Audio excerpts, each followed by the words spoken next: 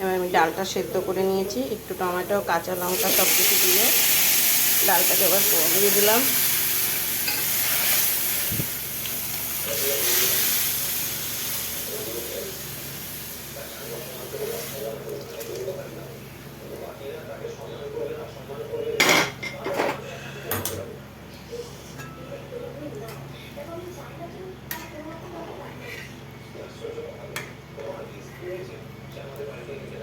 হলুদ, লবণ, কাঁচা লঙ্কা, টমেটো দিয়ে সেদ্ধ করেছি। এবার আমি নারকেল কুচিগুলো দিয়ে দিলাম।